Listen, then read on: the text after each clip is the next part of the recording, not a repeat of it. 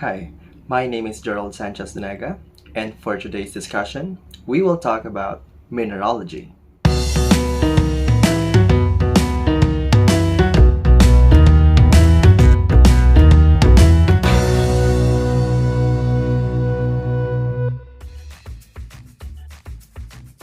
Mineralogy is the branch of geology concerned with the study of minerals.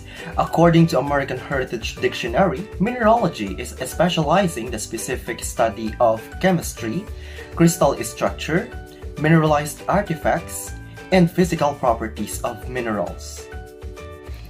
The term minerals, as used in nutrition labels and pharmaceutical products, is not the same as a mineral in geological sense. Minerals, defined by mineralogists as a material that is a solid chemical complex with a general, well-defined chemical composition that retains its shape at normal temperature. It has crystal structure that exists naturally in pure form, indicating that it was not created by humans. It has a unique makeup or chemical makeup, which signifies that it has distinctive chemical compounds across the minerals. In addition to these characteristics, most mineralogists believe that minerals are abiogenic, which means they are not created by living organisms. They also have atoms organized in precise orders. As a result, numerous minerals take a form of crystals. About 90% of our planet's crust is made up of minerals called silicate minerals, which are mostly composed of silicon and oxygen. Feldspar and quartz are two most common silicate minerals and are frequently used in our floorings and kitchen countertops. Minerals in Earth's crust can often be identified or classified according to their color, crystal form, hardness, luster, cleavage, and fracture. Color may be an incredibly useful indicator of a mineral's identity. For example, olivine and epidote are usually always green in color. However, it is not the ideal technique to identify minerals because they may take on a variety of colors. For example, Homoblend and biotite have the same color but are distinct forms, whereas biotite and muscovite share a structure but not color.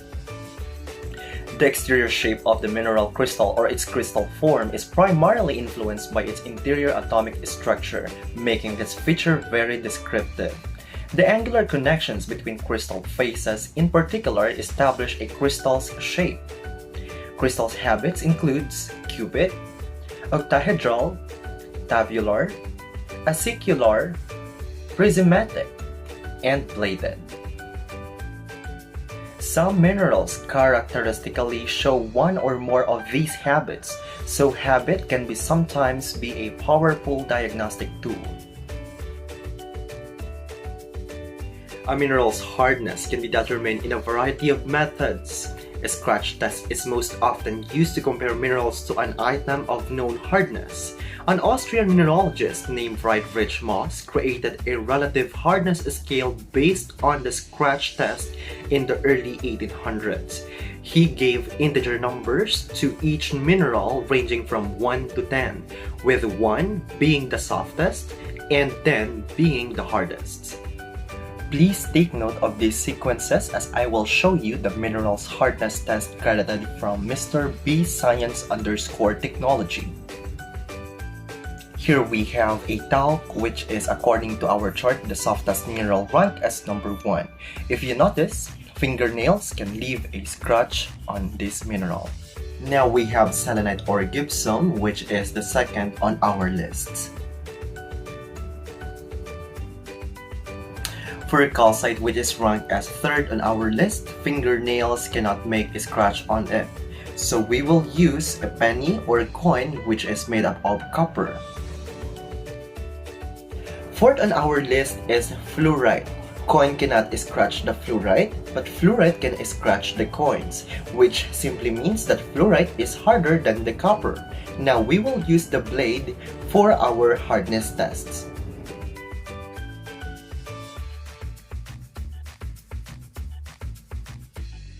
Fifth on our list is the apatite. On this case, we will use blade to scratch the apatite.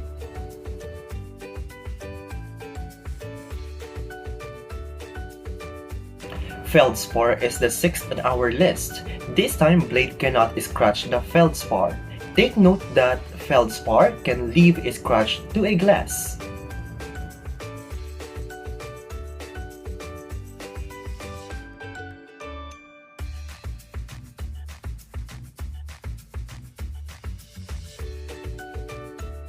Ranked as 7 on our list is quartz, which can scratch the glass easier than feldspar.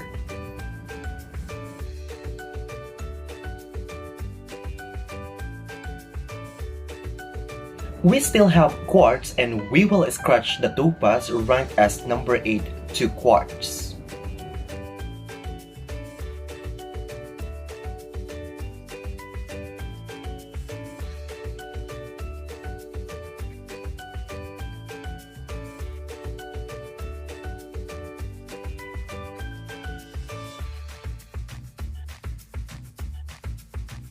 Now we have corundum, which is one of the hardest mineral ranked as number 9, and we will use it to scratch the topaz.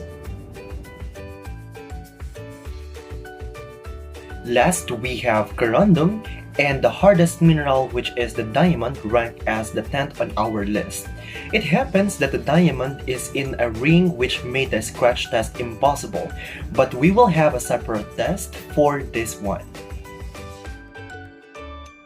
We all know that the hardest mineral in this planet is the diamond, but does that mean that they can be struck the hammer and survive?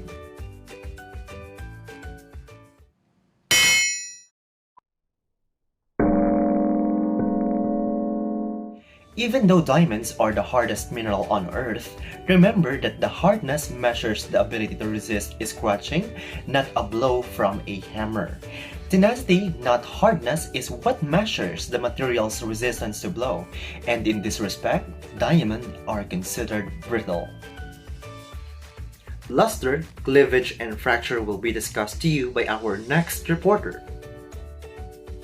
Minerals may be found across the globe. In fact, at least 30% of minerals can be found in the gadget you are using to watch this video. Again, this is Gerald Sanchez Dinaga from PCEIT 02-301A. Would like to thank you for watching.